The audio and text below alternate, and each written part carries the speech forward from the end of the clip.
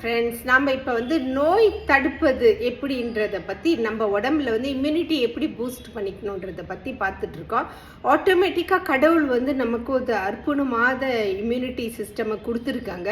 ஒன்று innate immunity, first line of defence. இங்கே நம்மளுடைய ஸ்கின் ஆட்டோமேட்டிக்காக ஏதாச்சும் வந்துச்சுன்னா ப்ரொடெக்ட் பண்ணுது, நம்மளுடைய மியூக்கஸ் மெம்பரேன் ப்ரொடெக்ட் பண்ணுது, நம்மளுடைய வயிற்றில் ஆசிட் கெமிக்கல்ஸ் ப்ரொடியூஸ் பண்ணுது. இவங்கெல்லாம் ஃபர்ஸ்ட் லைன் ஆஃப் டிஃபென்ஸ். அப்புறம் பார்த்தா அடாப்டிவ் இம்யூனிட்டி. இப்போ நம்ம வேக்சினேஷன் எடுத்துக்கிறோம். இப்போ பிசிஜி போட்டுக்கிறதுனால நமக்கு டியூபர்குலோசிஸ் தடுக்குது. அதே மாதிரி ஹெச்பிவி வேக்சினேஷன்னால human papilloma virus, cervical cancer, vaginal cancer எல்லாம் தடுக்குது.